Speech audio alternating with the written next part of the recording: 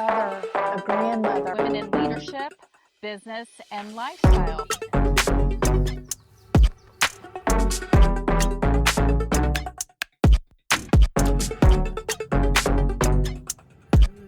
I know I do. Sometimes it can be overwhelming. Welcome, everybody, to another segment of Lifi'n Talk. And I am so thrilled today to have some special guests. And I'm going to let them introduce themselves because they are rocking it in their own right. So, Dr. Rose. I'm Dr. Rose White of Elevate Pathways Coaching and Consulting. And I am Sierra Bond of Maverick Media 904. I'm a content creator for small business owners, entrepreneurs, and even nonprofits. Yeah, you're going to find that these ladies are movers and shakers, and they're doing some amazing things. And I'm Liz Joyner of Emerging Life Coaching. So again, welcome to the channel. And today I thought we'd talk about a powerful topic, which is mastering the pivot in your life. And you might say, you know what the heck is that? It really is about seeing your breakthroughs, not only once, but being intentional and having breakthroughs consistently in your life. And, it is about this discussion about how do you prioritize your life? Because we as women are very busy. We wear so many hats, and we all have our own goals, our own passions, and our own aspirations that we want to meet. And so how do we juggle it all, and how do we keep ourselves motivated? Because when the breakthrough comes and we're on that high of we're having great success in career, in our personal life, but what about when we go down and we become just stuck in a rut? So this is what this conversation is about today. How do we handle the highs and the lows? And so, Dr. Rose, I'm going to let you start with that, and then Zira as well. How do you balance both from a high and a low perspective, from both balancing, your personal and your business life? Well, it is true. As a female, you can have so much, and I particularly have so many different things to juggle. But I think it's all about where the priorities are. So I have to look at my priorities. What is very important? And in general, coming not as just as an entrepreneur, but recognizing that for me, God is always first, and then looking at family, and then business, people. Those are priorities. And so I have to make sure that anything that's going to pull away from those things that I see of value, is going to take my priorities out of rightful place. And when the priorities are not in the right place, then things don't tend to work out quite so well. And so I have to look at what is important, focus on that, because I could spend so much energy and time in something that's not so important, and I can get burned out, worn down. Yes. So it is vital that I make sure that my priorities are in their right place. Focus on the things that are important, even if it might appear maybe to others that perhaps you should have done this, but what is it that's important to me? And that's what I have to focus on and keep that first. Like keeping the main thing, the main thing. Zara, what would you say to somebody that is balancing so many different hats? Because I know we've talked about it. Sometimes you get so involved in projects and so busy, sometimes you forget to have fun. Yes. So, how do you constantly, master that pivot of balancing so many different things and finding joy? Well, I would say first of all, I'll take a token from Dr. Rose is prioritizing. First, God first, family first. And I take the highs with the lows. And in my realm of business, there are highs and then there are lows where I have peak season, peak times. And then there's slow times where things are slow. And that's when I just I go with the tide, honestly. I'm on the high tide when it comes to the business is booming, things are busy and this and that. But when it comes to when things are slow, then I take a beat and I go with that slow, whether it's spending more time with my family, spending more time on my brand and putting out content for that and doing marketing for that and finding other ways to just stay consistent. And it's just definitely prioritizing what comes first. And then, as for fun, I'm going to work hard and I'm going to play harder. That's just that. I feel that, I feel that shouldn't be so consumed into the whole rat race and working and this and that. I feel like I'm gonna work and I'm going to enjoy the rest of my day as much as I want to and would like to. Well, and I think that's really a powerful statement that you said, because to me personally too, I kind of echo what Sierra said.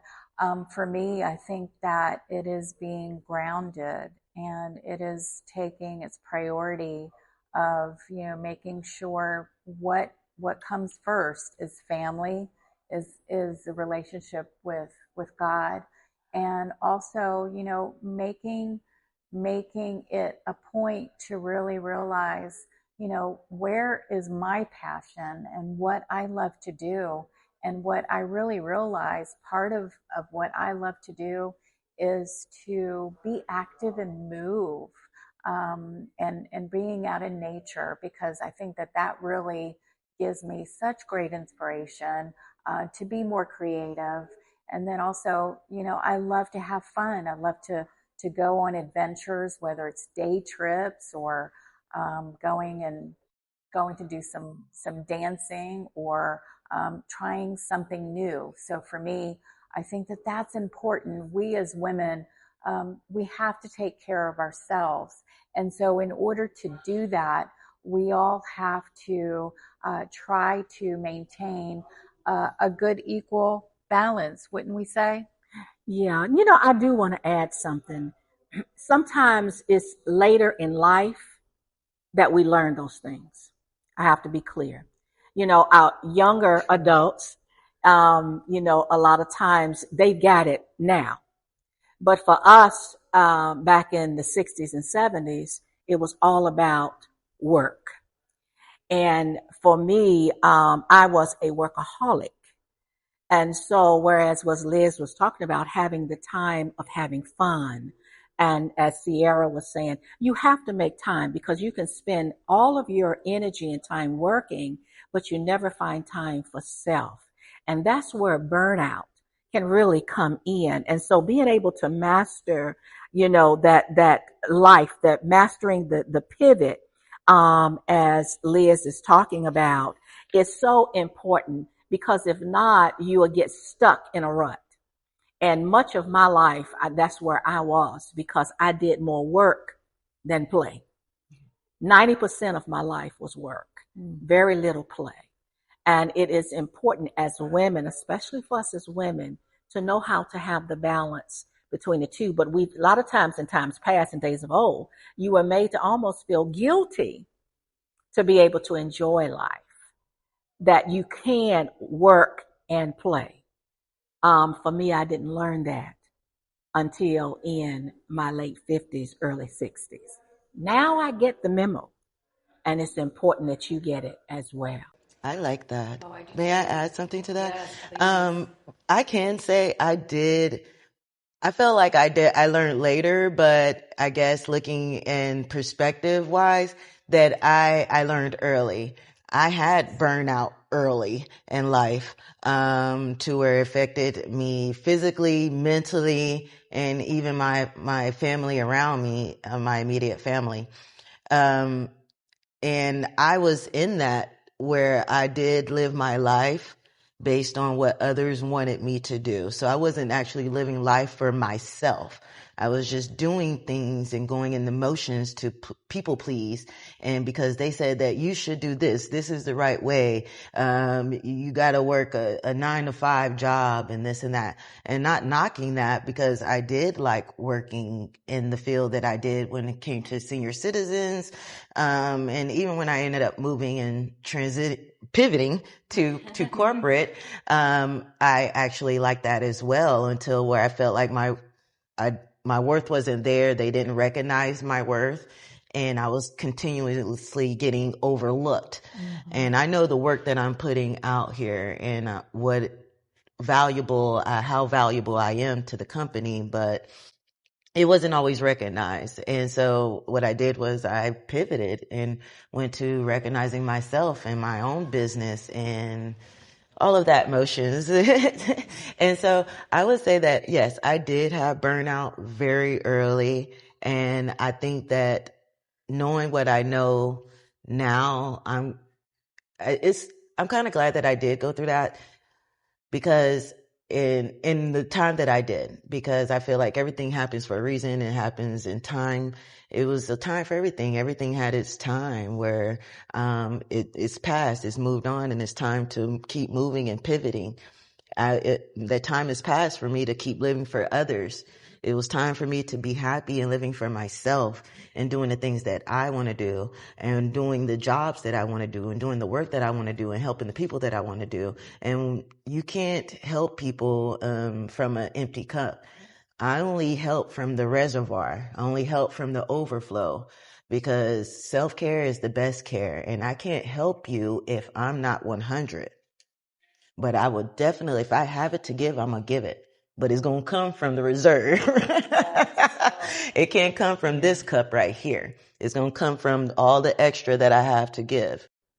And very well said. And I would also add to that, as Sierra was saying about burnout, for many years I worked in corporate, and I was in sales and marketing, and I traveled a lot, and I always was, a overachiever, because it was always based on goals and, meeting quotas and things of that nature. And I think, looking back now, a lot of the time I was really on autopilot, because I had to balance, being a mother, keeping household, having relationship with my husband, and then also with work. And sometimes, man, talk about just drained by the time that, you would come home. There wasn't anything else to give. And I think from a relationship standpoint, especially if you have a partner, husband, sometimes they really don't understand that, because I think women are so, beautifully and wonderfully made, and we're complex. We're communicators. We're better communicators. Yeah. We're just better. Yes, we are. We're just better all around. And so fast forward, I think that out of that season in my life, what I really learned, as Sierra said, you have to fill your cup. You have to be present with who you are, being still, and really recognizing that, wait a minute, I need to step back a little bit. What am I doing? I'm kind of running in full circles, but am I really adding value to myself, to others, or am I just going through some motions and representing, a company and doing their thing when it's not really my thing? So that's where I took a pivot as well. It was intentional, because I needed to, for balancing my mental health, my health, and I just took a pause. I took a pause on just to get out of that corporate,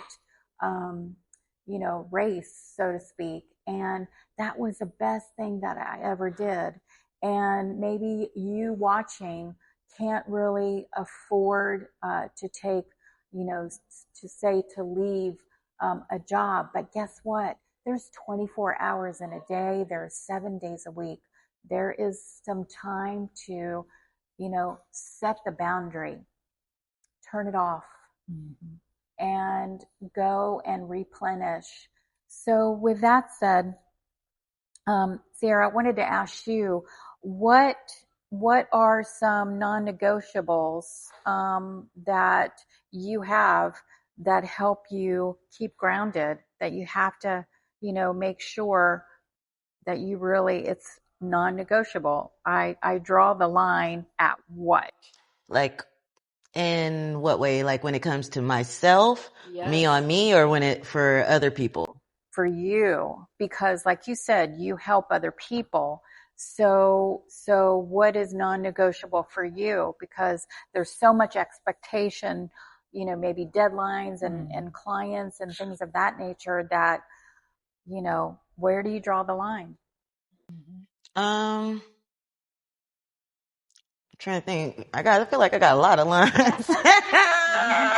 Well, I wouldn't say even a lot, but I do run a strict program. When it comes to myself, I realize that I am a person of structure. I need structure. If I don't have structure in my day or in my life, then things kind of go chaotic. And I don't know whether I'm coming or going, and things get lost in translation, things get forgotten. So I must have structure, just when it comes to me personally. And I feel that even when people are, approaching me and things, if it's costing me to go out my way and it has no benefits to me, then no. And honestly, ask yourself, would I do that before you come to ask me? But it don't hurt to ask, because you can either get a yes or a no. And you said something. It is okay to say no. Absolutely no. Oh, yeah. If it doesn't really benefit you, That's right. it is okay to say no, because you can't be everything to everybody, and you can't be everywhere. And Dr. Rose, what would you say to that? I want to add to that, because Powerful.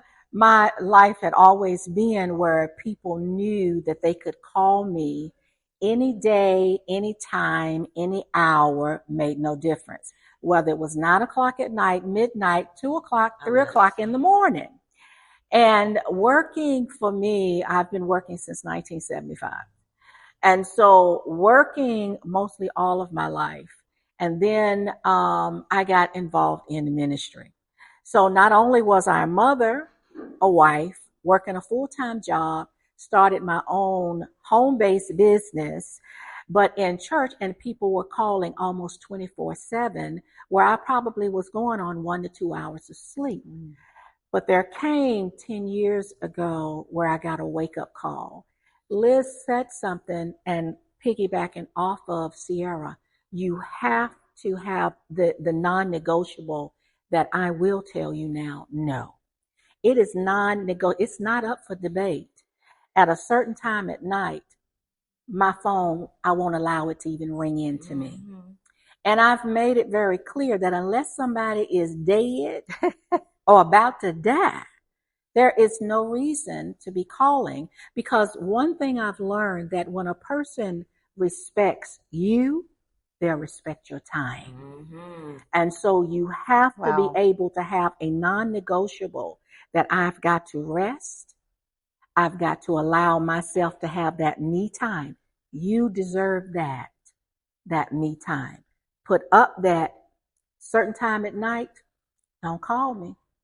Yeah. Unless you're about ready to die, or there's somebody that's died. Right. No, I completely agree. Take care of you. Yeah, my grandma, she says that I'm hard. She's like, girl, you hard. No, it's just that I have boundaries, and I don't want to be, because the thing is, it's not that I don't do for people or I don't want to. I do for people all the time. Not looking for a reward or any of that. That's very true. Because it's fun. We've been working together.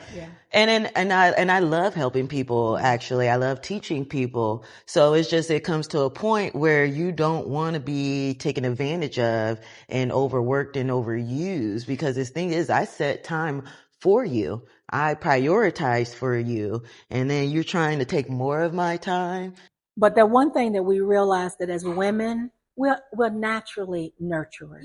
Yes. And so our heart is always there to see to the needs of others, even if it means we go without. My grandma just said And that so, last week. Wow. so, it's important. And that was for me. I never wanted to ever turn anybody down. So if they were calling me in crisis mode at 1 o'clock, I'm getting up, even though I know I'm going to have to be up at 5 to get ready to be at the office.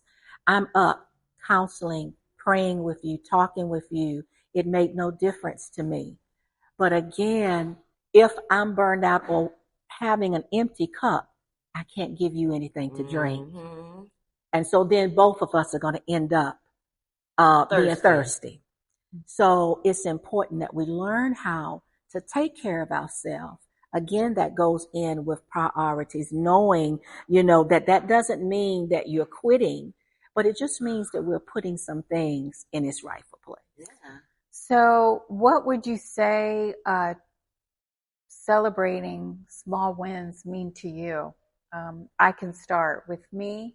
I think at this season in my life, small wins means, having such beautiful appreciation and gratitude for life and for just family, and also a great circle of friends and powerful women that I've gotten the privilege to know, and just really being more well-rounded, knowing that, we have 24 hours in a day, and each minute, each moment of the day is so beautiful, no matter what the circumstances.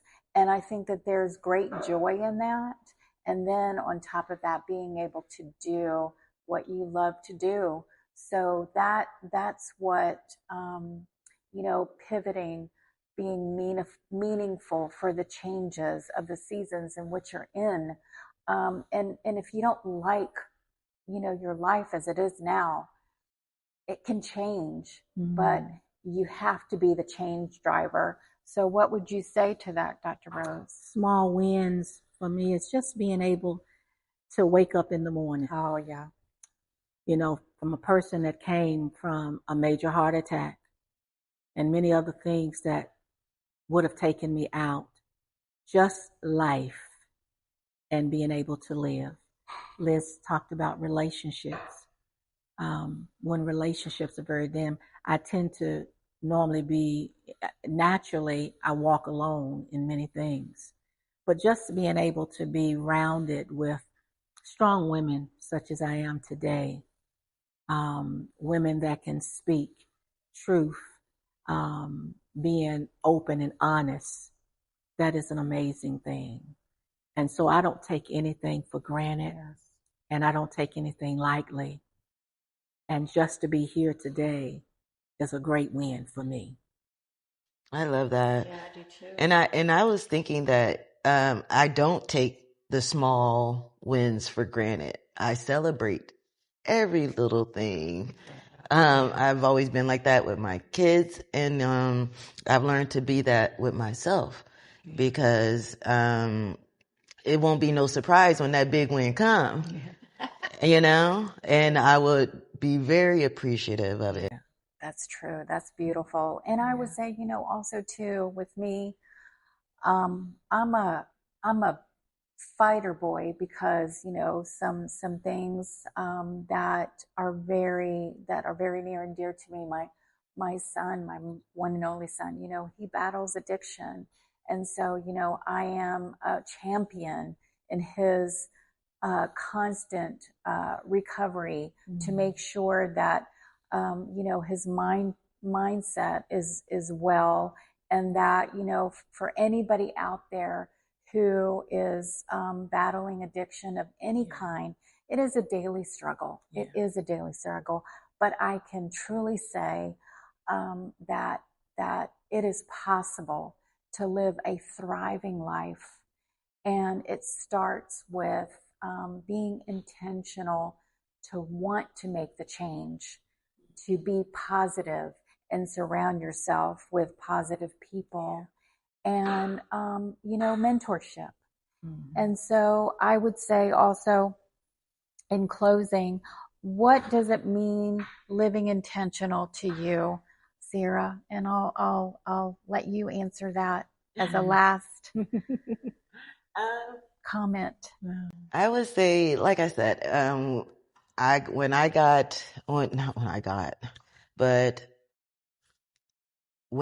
to the point in life where I felt that I was living for others and doing people pleasing and all of that, and I got burned out. Yeah. But that's what it was. I was burned out, and I kind of disappeared from everybody. Like, they were like, "Where's Sierra? Where's Sierra?" It was a thing. And that's how I knew, like, I needed help. I wasn't happy anymore. And it didn't get to the point where I wanted to end things or any of that, but I just knew I was lost.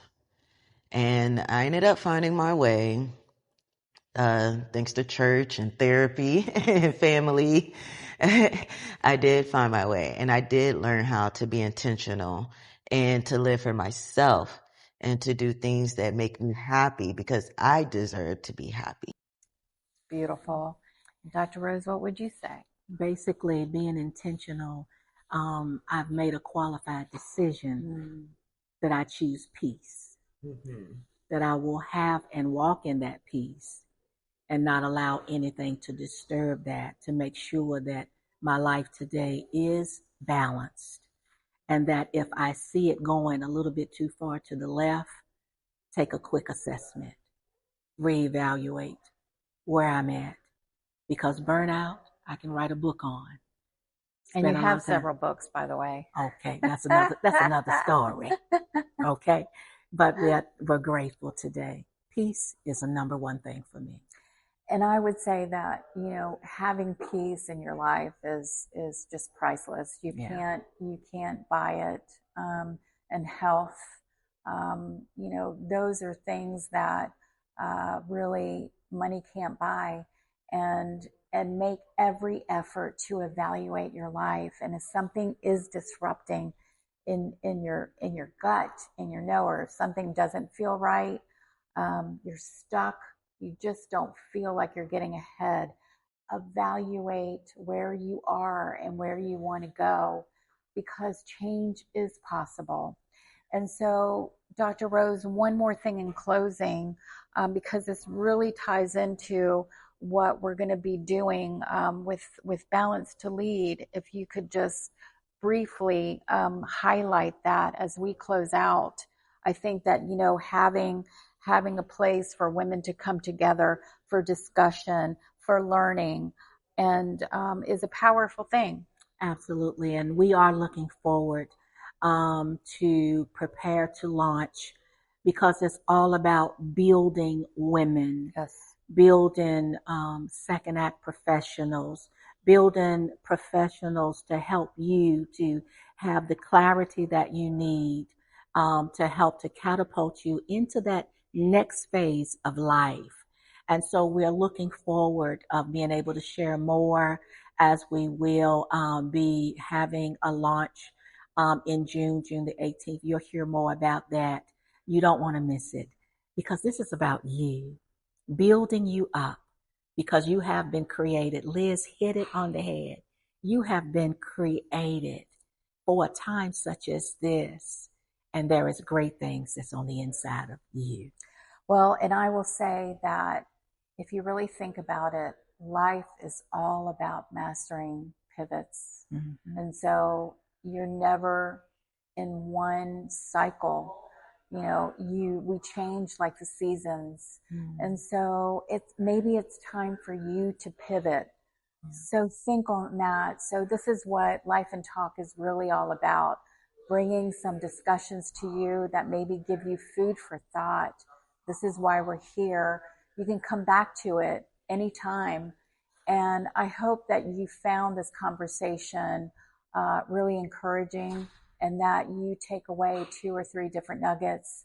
And I want to encourage you today to subscribe to this channel and hit the like button, and share with others, because we need to support each other and we need to grow. And so this is what we're here to do. So I want to thank you, Dr. Rose, and you, Sierra, for being special guests here today. Thank you. And look them up, because their information will be on the description. And they are a wealth of knowledge that you could really learn from. So until next time, have a great day, everybody. We'll see you soon. Bye-bye. Bye-bye now.